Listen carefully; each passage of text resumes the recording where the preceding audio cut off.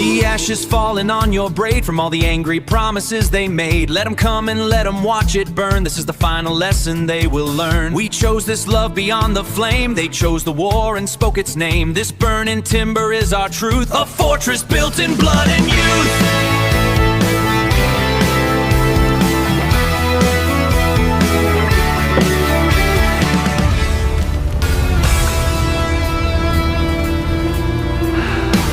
And embers fill the air, saved you from that devil's glare. Feel the weight of this ticking time. This Blackwood curse ain't mine. He saved her life, but someone wants us dead. But someone wants us dead. But someone wants us dead.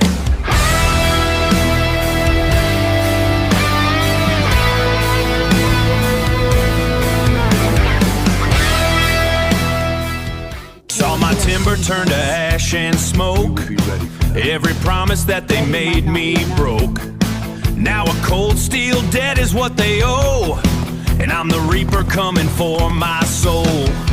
Feel the fire, taste the retribution. This ain't justice, it's the execution. I'll see them all burn for my home. Go! Yeah, I'll see them all burn for my home.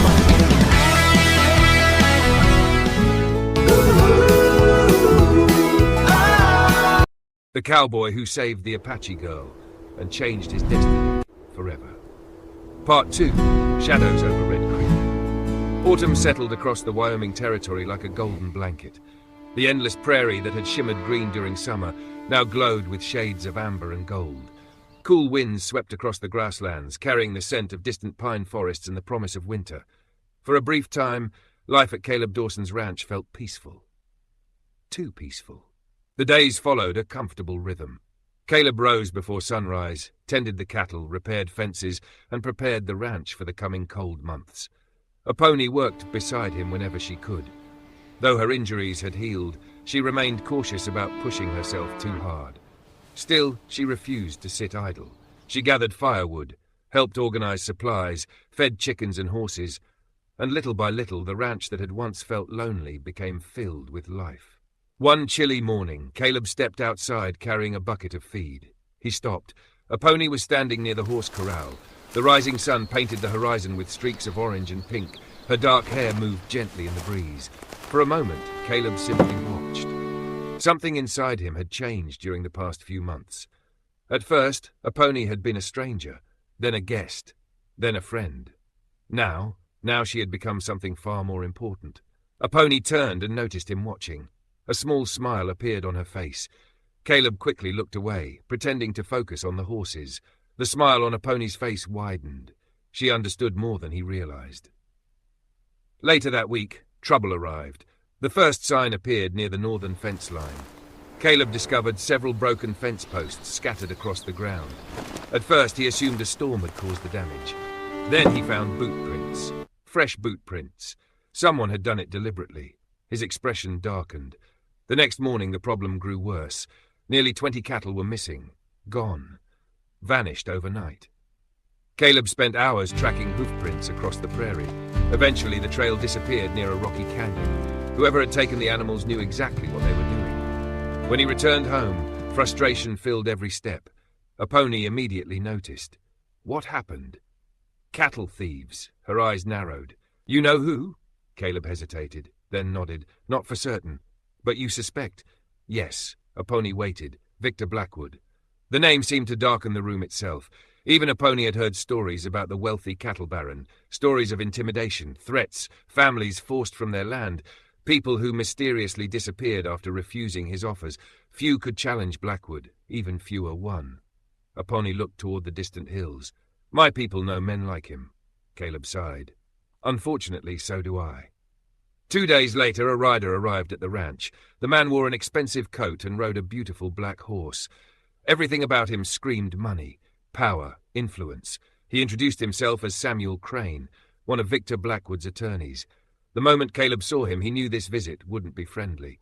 Crane smiled politely. Mr. Dawson. Caleb crossed his arms. What do you want? The lawyer removed a folded document from his saddlebag. My employer wishes to purchase your ranch. Not interested. You haven't heard the offer. I don't need to. The lawyer's smile never faded. The offer is generous. The answer is still no. Crane studied him for a moment, then his smile changed, not disappearing, just becoming colder. Sometimes opportunities don't come twice. Caleb stepped closer. Then I guess your employer should find somebody else. Several tense seconds passed. Finally, Crane nodded. As you wish. He turned his horse. Before leaving, however, he glanced toward Aponi. The look lasted only a moment, but it sent a chill down Caleb's spine. Then Crane rode away. Aponi stepped beside him. He will return. Caleb nodded. Yes. He feared she was right. A week later, another surprise arrived. This one came from the mountains. 3 Apache riders appeared near the ranch shortly before sunset. Caleb immediately recognized the tension in Aponi's expression. She knew them. The riders dismounted. The oldest among them stepped forward. He was tall and proud, with silver streaks in his dark hair. His eyes settled on Aponi. Emotion instantly appeared. Relief, joy, disbelief. Aponi. The young woman froze. Then tears filled her eyes. Father. Within seconds they embraced. Months of fear and uncertainty vanished in a single moment.